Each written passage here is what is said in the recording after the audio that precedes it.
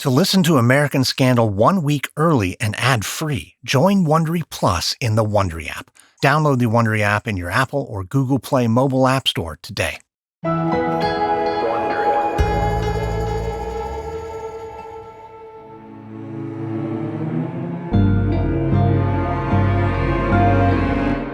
It's March 12, 2009, in downtown Manhattan. A crowd of people surrounds a federal courthouse, with police officers standing by, their hands on their radios.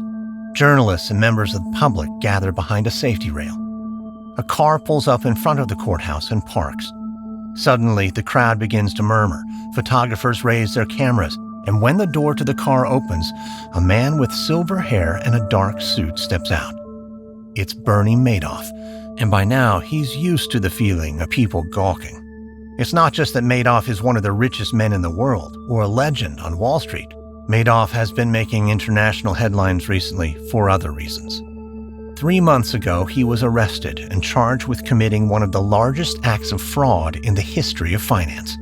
The newspapers have made him to look like a monster, and as Madoff walks up the stairs and into the courthouse, he knows that today the public is hungry.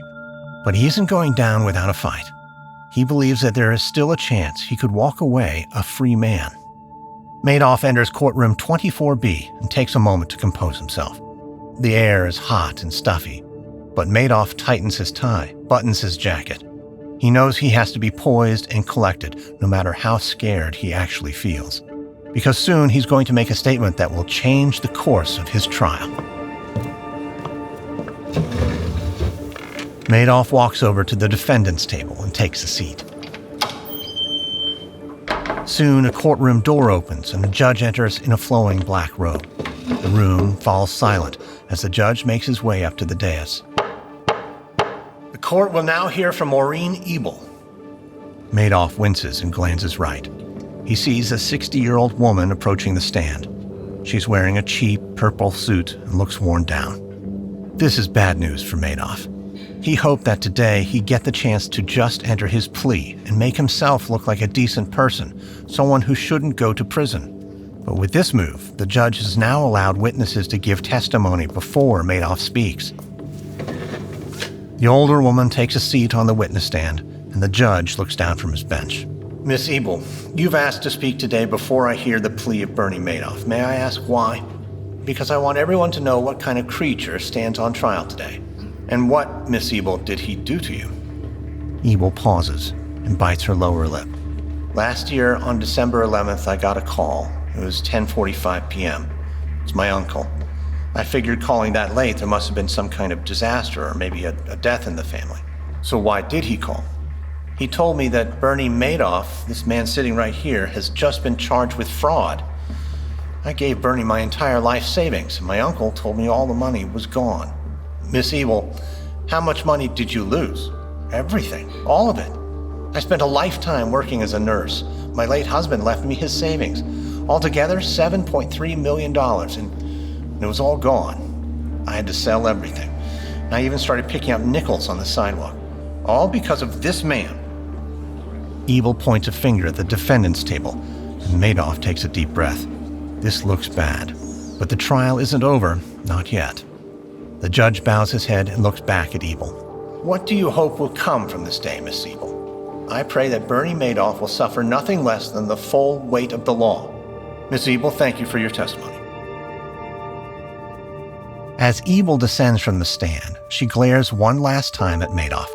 But he knows he needs to give her a gentle nod, one that shows that he understands her pain. Because court is no different from the outside world. Appearance is everything. The judge then calls the next witness, and soon he calls the one after that. Madoff listens patiently to an onslaught of anger and recrimination. Finally, the judge asks Madoff to rise. He reminds Madoff that he's been accused of a large number of crimes, including securities fraud, money laundering, perjury, and theft. The maximum sentence is 150 years. The judge then asks Madoff how he wishes to plead. Madoff holds his head up. He's always been good at persuading people to do what he wants, and right now he needs to channel that skill to save himself from prison, because he knows it's not too late. Madoff has never been a loser. and that's not going to change now.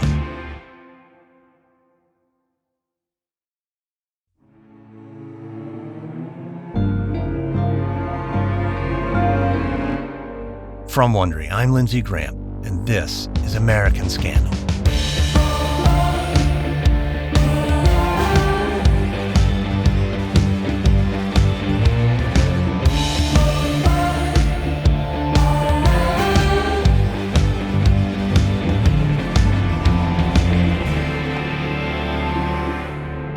In 2008, Americans lived through one of the largest economic collapses in the nation's history. Workers were laid off, retirement accounts seemed to vanish overnight, and countless people lost their homes. This crisis would come to be known as the Great Recession, and as it unfolded, many began to glimpse two very different realities in America. There were those who struggled to stay afloat, and then there were those who were rich and only getting richer. It was late that year when the public learned how one man had made a massive fortune. He was a financier named Bernie Madoff, and he was accused of leading an elaborate financial scam. Thousands of investors had lost their money, including charities, teachers, blue-collar workers, and synagogues. Madoff was instantly reviled as one of the greatest con men in American history. Yet Madoff had also been a legend on Wall Street. He was even the former chairman of the stock exchange NASDAQ. And as details of his story trickled out, the nation was left to wonder how, for decades, could Madoff have tricked investors and the federal government? And how was he able to conceal his secrets from even his own family? This is Episode 1, Sins of the Father. It's late July 1956, and nearly 53 years before Bernie Madoff will stand trial in a federal courthouse. Today, it's a hot summer afternoon in Queens, New York, in a small suburban neighborhood where the air is heavy and humid and filled with the sound of air conditioners. Everyone seems to be indoors, cooling off and watching TV. But Bernie Madoff isn't so lucky. With a loud clang, he bangs his wrench against a sprinkler head, but it won't budge. He wipes his forehead, digs his feet into the grass, and hits the sprinkler again. It still doesn't move. And so with one last try, he heaves all his weight into the wrench, and finally it turns slightly. Madoff collapses in relief as a bead of sweat drips into his eye. Bernie Madoff is working his summer job, installing a new sprinkler system for a neighbor. It isn't how he wanted to spend the summer after his senior year in high school. He wishes he could be out swimming and goofing around with his friends. But he had no choice. He had to make money. There was no other option, not after everything that happened with his father. Madoff leans forward and begins to tinker with the broken sprinkler. That's when he hears his name being called. He looks over and sees the lady of the house. She's an old friend of Madoff's mother, and she's standing at her front door waving him over. Madoff gets up and wipes his pants. Then he trudges over to the front door. The woman tells Madoff that she needs to go shopping, and so she's going to pay him now. She rummages through her purse, searching for money. Madoff waits on the porch and peers inside the house. He sees one of his classmates sitting in the living room, watching TV. The boy's laughing, drinking lemonade. He looks like he doesn't have a care in the world. Madoff wipes the sweat from his face. He looks down and notices a dirty smudge on his hands. He'd give anything to be inside and watching TV, doing almost anything other than the sweat and frustration he's been experiencing all day. But it doesn't matter how badly he wants it. Relaxing in front of a TV is out of the question. For one, Madoff's family doesn't even own a TV. Not anymore. They had to sell it, just like they had to sell everything else. Madoff's father made some bad business decisions, and he went bankrupt again. That's why Madoff has spent this whole summer installing sprinklers. It's the only way he can make money. Madoff looks up at the woman standing in the doorway. She finishes searching through her purse and lays $4.50 in his hand. She nods and says it's not a mistake. She included an extra $1. It's for Madoff and for his family. Then she gives Madoff a smile that drips with pity and tells him everyone is worried. Madoff squeezes the money in his fist. His face burns with humiliation. More than anything, he wants to hurl the money at this woman and tell her he doesn't want her charity, he doesn't need it. But he knows he can't do that because it's true. He and his family do need every dollar and cent they can get. So Madoff smiles and thanks the woman. He takes a last look at his classmate, who's still lounging in front of the TV, and then he heads back out onto the lawn and into the sun. Madoff kneels down on the grass and yanks at the sprinkler head. He then pauses and shuts his eyes. It's right then that he makes up his mind for good. Someday, he's going to make money. Lots of it. Because he won't ever let himself feel this small again. A year later, Bernie Madoff sits in his family's living room waiting for dinner. His stomach grumbles and Madoff grits his teeth, feeling annoyed and impatient. Bernie's father, Ralph, sits nearby on an old couch. Ralph taps his foot and keeps flipping the pages of a Life magazine. He nearly tears the pages out as he flips them angrily. The magazine is now several months old, but it's all they've had for entertainment. And Bernie knows his father is sending a clear message. He's angry and tired. But Bernie doesn't believe his father has any right to be angry.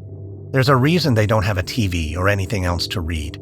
There's a reason that dinner is late. And that reason is Bernie's father and his failures as a businessman.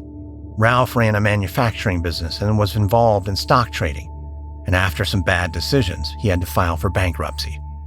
And that's why these days, Bernie's mother has to support the family. After his father's business went under, his mother took a job in a local blood bank. And that means dinner has been coming later and later as she puts in extra hours for a little more money.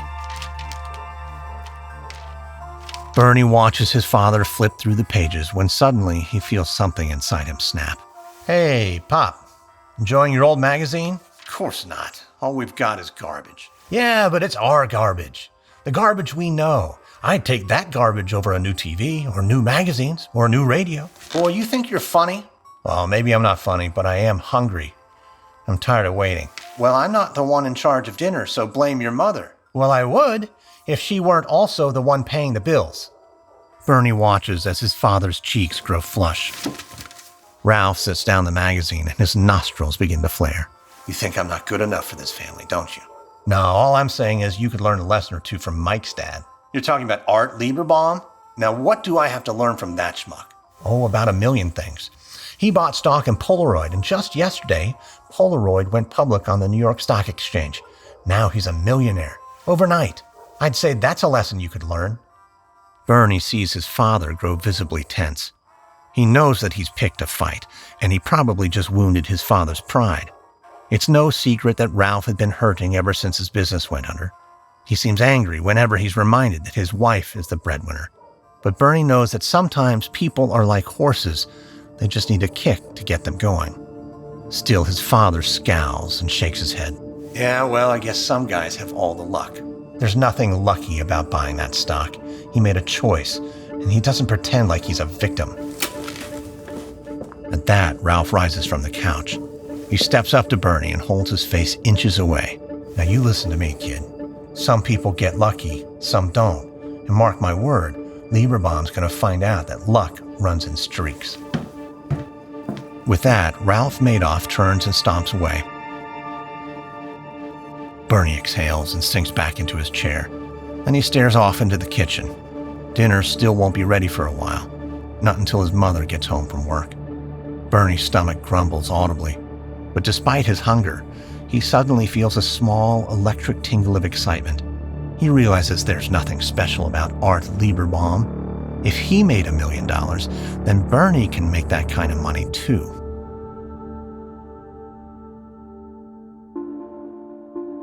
It's 1959.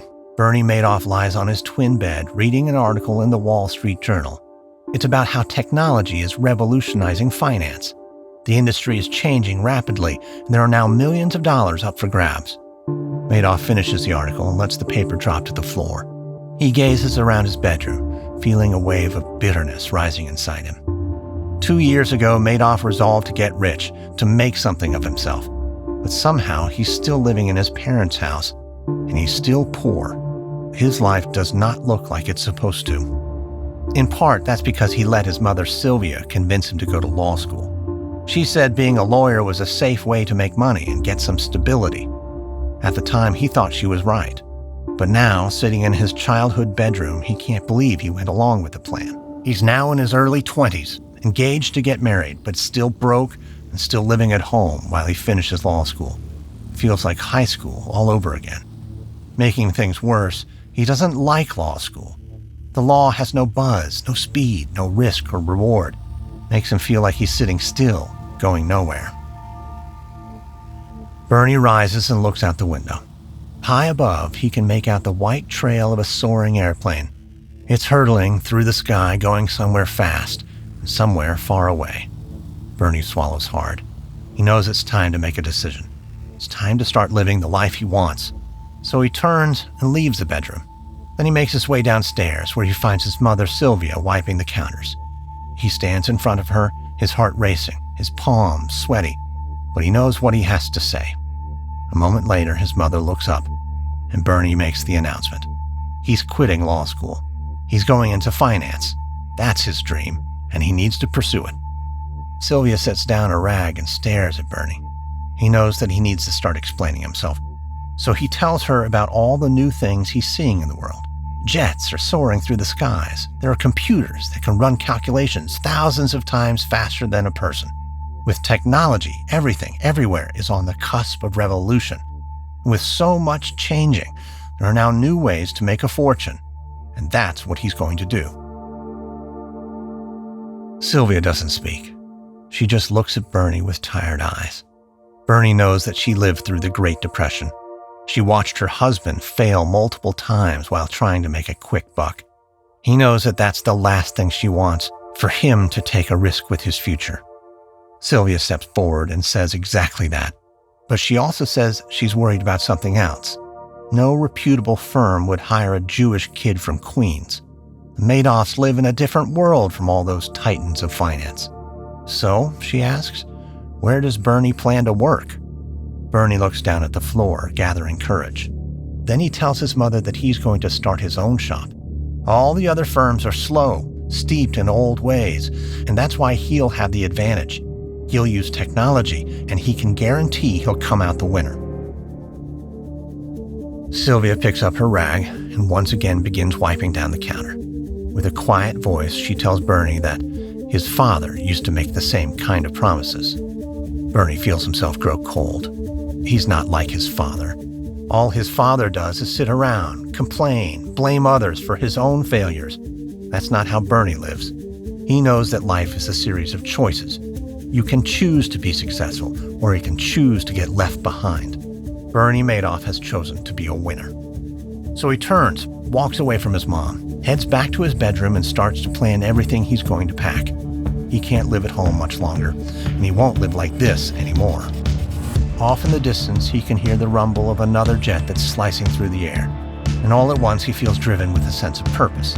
Soon he's going to make something of himself, and soon he's not only going to make millions, he's going to revolutionize Wall Street.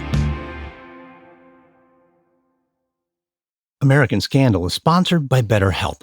Life throws us curveballs, like right now. I'm recording this from my daughter's bunk bed in a makeshift pillow fort studio because North Texas is experiencing the coldest weather it's seen in decades, and the power's out at the studio. One or two curveballs, that's fine, but pillow forts don't do much if they keep coming at you, and your own feelings become an obstacle. If it's getting too much for you, BetterHelp is there for you. BetterHelp will assess your needs and match you with your own licensed professional therapist, someone you can begin communicating with in under 48 hours. It's not a crisis line. It's not self-help. It's professional counseling done securely online. Log into your account anytime and message with your counselor or schedule video or phone sessions. It's more convenient and more affordable than traditional counseling, and BetterHelp is committed to finding you the right counselor. Switch at any time, easily and at no charge. Visit betterhelp.com/AS. That's BetterHelp, and join the over 1 million people who have taken charge of their mental health with the help of an experienced professional. So many that BetterHelp is recruiting more counselors in all 50 states. Get 10% off your first month at betterhelp.com/AS. American Scandal is sponsored by Grubhub. Sometimes you just don't want to cook. Sometimes you have a very particular craving. Sometimes plans change, leaving you in a lurch. Whatever the reason, there are times when you want food delivered fast from your favorite restaurants. And with Grubhub, that's exactly what you get. Grubhub allows me to get breakfast, lunch, dinner, or some random cravings moment delivered right to my door. Quick and delicious, I can get anything. Pizza, tacos, sushi, burgers, salads, sandwiches, and soups. If it's edible, it's available. From local restaurants or national favorites like McDonald's, Chipotle, Taco Bell, and Panera. And Grubhub's perks makes it even more worthwhile. Download the Grubhub app to discover daily delivery deals, free food, and other rewards. Get back for ordering in. And then for those who truly appreciate value, there's Grubhub Plus, unlimited free delivery, a free $10 pickup meal every month, and even more exclusive member perks. Looking at my app right now, I've got $23 worth of perks redeemable right now. So get the food you love with perks from Grubhub. Grub what you love.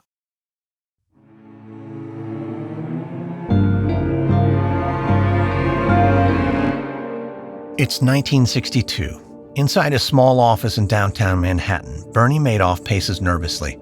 Any minute now, a meeting is set to begin. A meeting that could make or break his startup business, Bernard L. Madoff Investment Securities. Madoff is just 24 years old and has put his hopes and dreams into this company, along with all of his savings. Finally, he's working as an investor. He has the chance to make some real money. But right now, he's close to broke, which is why this meeting has to go perfectly. Madoff continues pacing through his office, but then stops to admire a big machine sitting on a desk. It's an IBM 1401 mainframe computer. Stacks of punch cards sit on the computer's panel. This machine is what cost Madoff and his brother Peter all of their money. They had faith that the new technology would give them an advantage on Wall Street, but now he's about to learn whether that faith was misguided. There's a knock on the door, and Madoff opens it. Standing before him is his brother Peter. He looks solemn and says their guest has arrived.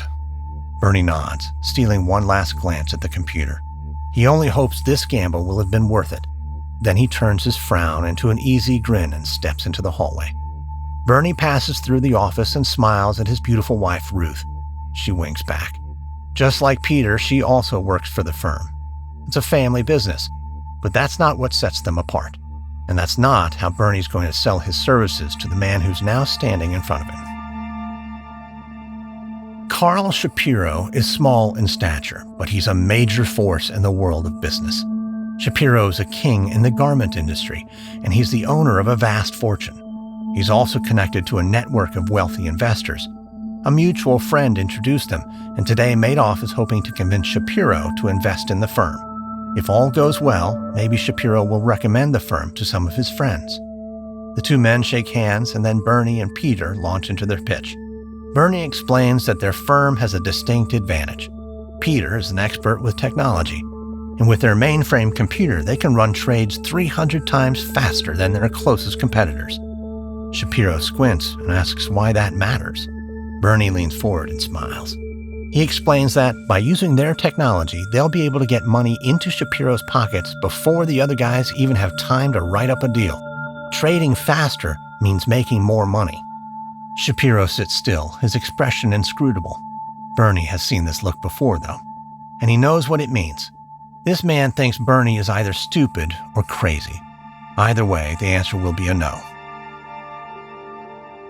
But then, without breaking eye contact, Shapiro nods and says, all right. He'll send Madoff $100,000 to start an account, and if he likes the results, he'll send more. Then Shapiro stands and walks out of the office. For a moment, Bernie Madoff is stunned. He turns to Peter with a look of disbelief. But then Peter jumps out of his chair and wraps Bernie in a hug. All at once, the truth hits him. They have money, real money, more than they could ever imagine. And now he's got a connection to an entire network of investors. Things are happening, and they're happening fast. But as his brother, Peter, and his wife, Ruth, break into celebration, Bernie is hit with another stark truth. Bernie has to deliver on his promises. 17 years later, a man walks up to the entrance of a large beach house in Montauk, New York. The sun beats down on his pale skin and Puma sneakers. The man takes out a Marlboro Red and lights it up. As he takes a deep drag, he breathes in the salty smell of the Atlantic and catches a hint of expensive designer perfume. The world smells different out here on the tip of Long Island. It's different from Queens, New York, for sure. That's where this man, Frank DePascali Jr., has spent most of his life. Pascali is 22 years old, and he still thinks of himself as a poor kid from a tough neighborhood. But what he sees here at this beach house is the future he wants for himself. He drops a cigarette and grinds it out. Then he heads inside. As soon as he enters the house, he catches a glimpse of Bernie Madoff standing on the deck with his friends. They're all in polos, wearing shiny Rolex watches. They look tan and powerful. Pascali is certain that these are the kings of the world. This isn't the first time he's seen Madoff. Pascali works for Madoff's company, which after about 2 decades has grown into one of the most powerful investment firms in New York. The company is a living example of the American dream. Madoff started with nothing and single-handedly built himself an empire. Pascali has felt lucky to be part of all the action, working alongside Peter Madoff, Bernie's brother. Still, even after 4 years at Madoff Securities, no one at the company seems to know Pascali. Some even mistake him for the janitor. That's why he came here today, to this beach party at Bernie Madoff's new house. Pascali knows it's time to make a move and start climbing higher up the ladder. He'll do whatever it takes to start living like Madoff, like a king. Pascali weaves his way through the house, past men and women in designer sunglasses. He knows he doesn't look like someone who belongs here, but Pascali puffs up his chest and keeps walking. He won't let their judgment get in the way. Pascali steps out into the yard, where paving stones stretch from the pool to the deck. That's where Madoff is standing right now, talking with a group of men. As Pascali stares at Madoff, he can sense a glow that hovers over this legendary investor. He has the reputation as New York's King Midas. Everything Madoff touches turns to gold. A minute later, Madoff looks up and catches Pascali's eyes. He smiles and waves him over. Pascali walks across the yard, listening to the sound of waves crashing on the shore. Soon he reaches the deck, and Madoff claps him on the shoulder. Madoff chuckles, says he noticed that Pascali was doing a bit of staring. He asks whether Pascali likes what he sees: the beachfront property, the bottles of champagne, the beautiful women. Pascali raises his eyebrows and tells Madoff it's an easy yes for all three. Madoff laughs and mentions that there was no hesitation in Pascali's answer. Pascali gazes out over the property and says to Madoff that when you know what you want, you go for it, and you don't apologize or make excuses for yourself. Madoff pauses. Pascali notices a slight smirk on his face, and for a moment he feels a rising sense of fear. Should he have been more respectful, more professional? He shouldn't have talked like some thug in the streets, perhaps. But then Madoff claps him on the shoulder again and tells Pascali to follow him. Together, the two walk to the edge of the deck and stare out at the ocean. Madoff then tells Pascali that he's heard about him. Madoff's brother, Peter, speaks highly of him. He says that Pascali isn't just smart and good with tech. Peter says that Pascali is a neighborhood guy, someone you can trust. Then Madoff turns to Pascali and asks if he'd be interested in taking on more responsibility. And again, without hesitation, Pascali says yes. He'll be tireless, and no matter the situation, he'll remain loyal to Madoff. It's a bond that won't be broken. Madoff takes a sip of champagne as he looks out over the ocean again. He tells Pascali that it's all set then. He should report to Madoff on Monday, and not his brother. Then he turns and walks back to the party. Pascali feels a warm glow filling his whole body. He knows that just now he received the golden touch from King Midas himself. And from here on out, nothing can go wrong. It's 8 years later on Monday, October 19th, 1987. Bernie Madoff stands with his eyes closed, trying to calm himself, trying to drown out the noise. He knows he needs to focus. For a moment, he goes to that quiet place. Just him and his thoughts and a voice that says he can get through this, that he's not going to lose, that it's not his time yet. Madoff opens his eyes. All at once, the noise returns. Voices shouting, bodies rushing by in every direction. Stock traders grab their faces in agony and shout orders into their phones. Madoff watches the madness unfold inside the headquarters of Bernard L. Madoff Investment Securities. Despite the chaos, Madoff feels ready to take action. He's now 49 years old and knows how to manage a crisis. And this appears to be the mother of all crises. Madoff looks at a wall monitor where stock prices stream by at a relentless pace. Alongside all of those numbers, red arrows point down. Right now, the market is in free fall, and it's not just a minor blip. The market hasn't plummeted this much and this quickly since 1929. Already, people are calling the day Black Monday. It's bad, and Madoff isn't laboring under any illusions. The market could wipe out everything he's built over the last 25 years. And not just his wealth, but today could destroy his reputation too. Madoff has grown to be a legend on Wall Street, and the media has called him a genius. But Madoff knows that could all disappear unless he acts fast. And that's what he plans to do. So Madoff races out of his office and heads downstairs to the 17th floor. Madoff enters the office and spots his loyal associate Frank DePascali. DePascali is dressed in a fine suit. He's come a long way from the rough streets of Queens and from his early days at the firm. Now he looks the part of a rich, successful trader. But even with a quick glance, Madoff can see the terror and anxiety on DePascali's face as he cradles a phone on his shoulder. Bernie, people keep calling. They want to cash out. What do I do? Hang up the phone. But these are clients. Hang up on them, Frank. They'll call back. DePascali drops the phone and waits for Madoff to speak.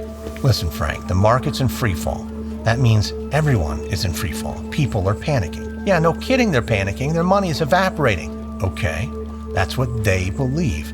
But what if the money isn't disappearing? Wait, what are you talking about? It's disappearing. Look at these prices. It's a dumpster fire. Listen, Frank, and listen closely. Every person who calls, you tell them we're seeing a massive market correction. But you also say that I saw it coming. That's crucial, that you tell them that I was prepared. Say that last week I moved all their money into treasury bills, government bonds, 100% safe. Got it? Tell them that they haven't lost a dollar. DePascali rubs his temples, looking very worried. Madoff knows that he's just instructed DePascali to lie. Bernie, our clients want their cash, so what am I supposed to do? You pay them. Pay them? With what money? We have money. There are other people who aren't cashing out. Wait, no. We can't mingle accounts. I can't steal from one to pay another. Frank, we're not stealing. Don't say words like that. It's borrowing. It's temporary. And as soon as the market recorrects, we'll restock those accounts. And what if the market doesn't come back? Well, then we're dead anyways, right? This at least gives us a chance. Madoff can see the look of anguish on DePascali's face. This plan is clearly making him uncomfortable. So Madoff leans in. Frank, years ago you told me you'd be loyal. A bond between the two of us. You'd do what I needed you to do. Well, this is the day, and now is the time. So pick up the phone and do what this firm needs you to do. DePascali swallows hard. Then he picks up the phone and begins to recite the story. Bernie Madoff saw this coming. He protected all of his clients.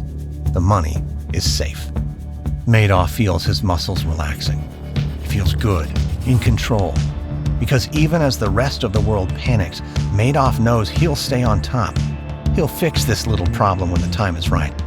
And in the meantime, he'll continue to rake in millions of dollars and remain the king of Wall Street.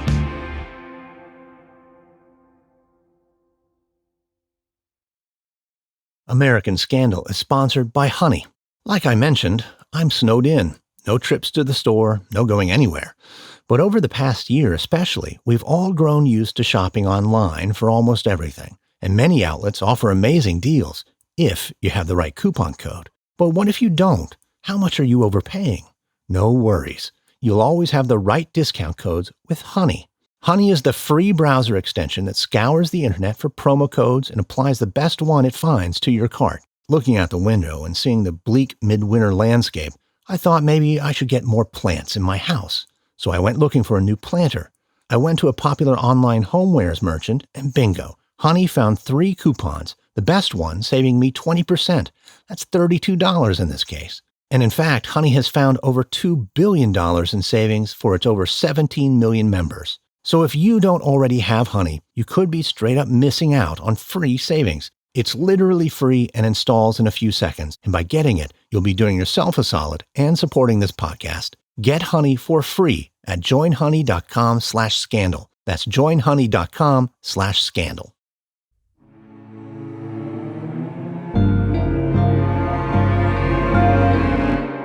It's June 1992 and 5 years since the market crash known as Black Monday.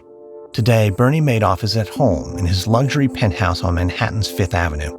He's drinking coffee, reading the financial news as he prepares his investment strategy for the coming year. Black Monday may have devastated the market, but Madoff's firm has survived just fine. It's true, Madoff hasn't fully replenished the accounts that he borrowed money from. But so far, all his clients have remained happy, and Madoff has remained on top of the financial world. He's now not only a legendary investor, he's the chairman of NASDAQ. Madoff flips another page of the newspaper when his phone rings in the other room. He stands and strides across marble floors, up an elliptical staircase, into his library, and picks up the phone. Hello, this is Bernie. Bernie, it's Michael Bienes. Madoff scratches his chin. He and Bienes are business partners, and the man used to work alongside Madoff's father-in-law. But it's not like Bienes to call Madoff at home. Michael, what can I do for you? Bernie, this is serious, so I'll get right to it. I'm under investigation. It's the SEC, and it's looking bad. The feds? What do they have on you? Well, it's not just me, Bernie. It's both of us. Both of us? What do you mean both of us? You're an accountant. What does my investment firm have to do with your business? That's the thing. I'm an accountant.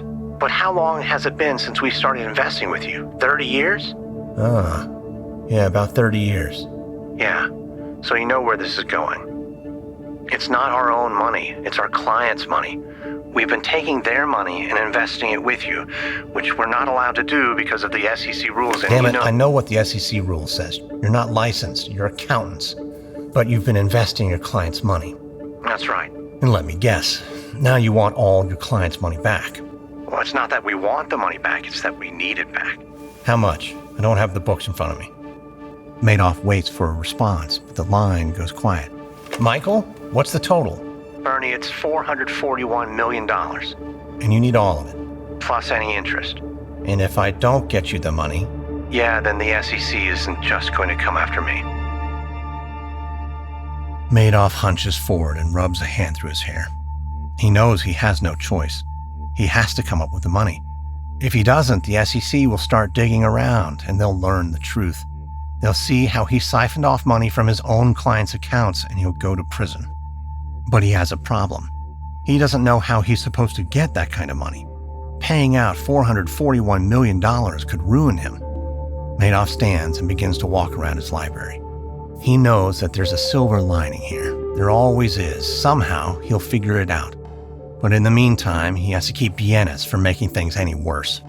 So with a steady voice, he tells Bienes not to worry. He'll get him the money soon.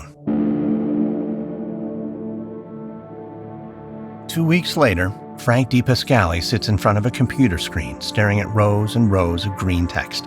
There are client names, investments, dollar figures, and a blinking cursor waiting for his command.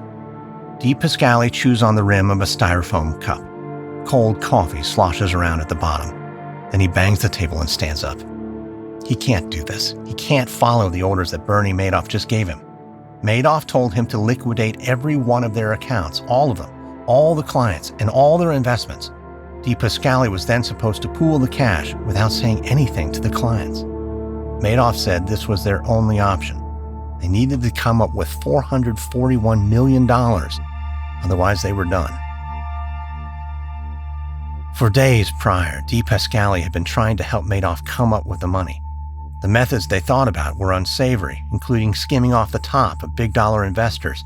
But even then, they were still hundreds of millions of dollars short. So now it's come to this. In 5 minutes, when the stock exchange opens, DePascali is supposed to initiate the sell orders. He rises and hurls his chewed-up cup of coffee into the trash.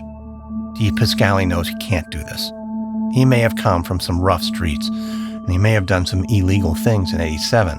But this is something else entirely. This is theft at the biggest scale. So DePascali makes a decision. He picks up the phone. He needs to call the police and go on record before anything happens. He knows he'll get charged for the other crimes, but that's nothing compared to this. Then, right as DePascali begins to dial, the door bursts open and Madoff enters the office. Madoff's wheeling in a 3-foot-tall IBM computer, ranting that he's got a solution. It's going to fix all their problems. So DePascali sets down the phone. He looks at Madoff, waiting for an explanation. Madoff walks over and sits down on the desk. Then he explains the new scheme. Madoff says that he found a couple of people who agreed to invest $50 million in the next 2 weeks. Madoff smiles and said that $50 million is of course less than 441, but it will help them cover their tracks. DePascali frowns and asks Madoff what he's talking about. Madoff continues, explaining that they'll still liquidate all the investments from all their clients, but they can take the new $50 million and add it to the new bank account. With this pool of cash, they can then pay investors. Tell the clients that the money comes from their actual investments, from dividends on stock. Money is money, and the clients won't know the difference. Madoff then gets up and walks over to the IBM computer. He gives it a pat and smiles. Then he tells DePascali that it's this machine that's the key. DePascali just needs to program the computer and get it to spit out fake reports. Those pages will look like real dividend reports from real companies. The clients will still get paid, and they'll stay happy. And over time, Madoff and DePascali will make things right. They'll dig themselves out from this hole. DePascali stares at Madoff. He's dumbstruck. Madoff wants to add another layer of deception and theft on top of his already insane scheme. If they do this, there's no coming back. Madoff looks up at the clock, and DePascali follows his eyes. It's 9:30 a.m. The exchange is now open. Madoff approaches DePascali with a coldness in his eyes. He says there are two options. They can run this Ponzi scheme, which will buy them some time, or the two of them can go to prison for everything they've already done. DePascali feels lightheaded and dizzy. He wants to lie down, to sleep, and think this over, but Madoff isn't waiting. He commands DePascali to begin selling, and he reminds him to sell everything. Then Madoff walks out the door and shuts it behind him. DePascali looks back at the computer screen. He stares at the rows of green text, the list of clients' names and their investments. It doesn't feel real, just numbers on a small screen. And it's then that DePascali realizes that Madoff is right. He's out of options. He's already a guilty man. There's nothing else he can do. So he begins typing a command on the keyboard. It appears in green letters on the screen. Sell. Then he goes down to a second line and types it again. And again. He continues, line after line, until his eyes begin to blur, and it doesn't seem like he's doing anything wrong. When he finishes, DePascali sits back in disbelief. He and Bernie Madoff have just launched one of the biggest scams the world has ever seen. Next on American Scandal, Bernie Madoff fights an investigation by the government, and a financial analyst begins digging into Madoff's records and raising alarms about a potential Ponzi scheme. From Wondery, this is episode 1 of Bernie Madoff for American Scandal. If you like our show, please give us a 5-star rating and leave a review, and be sure to tell your friends. Subscribe on Apple Podcasts, Spotify, or wherever you're listening right now. Join Wondery Plus in the Wondery app to listen to episodes 1 week early and ad-free. You'll also find some links and offers from our sponsors in the episode notes. Supporting them helps us keep offering our shows for free. Another way you can support the show is by filling out a small survey at Wondery.com/survey to tell us what topics we might cover next. You can also find us and me on Twitter. Search for #American Scandal or follow me at Lindsay Graham. And be sure to listen to my other podcasts too, American History Tellers and Business Movers. A quick note about our reenactments. In most cases, we can't know exactly what was said, but all our dramatizations are based on historical research. If you'd like to learn more about Bernie Madoff, we recommend the book The Wizard of Lies by Diana Enriquez. American Scandal is hosted, edited, and executive produced by me, Lindsay Graham, for Airship. Audio editing by Molly Bach. Sound design by Derek Behrens. Music by Lindsay Graham. This episode is written by Charles Olivier, edited by Dave Kane. Our senior producer is Gabe Ribbon. Executive producers are Stephanie Jens, Jenny Lauer-Beckman, and Hernan Lopez for Wondery.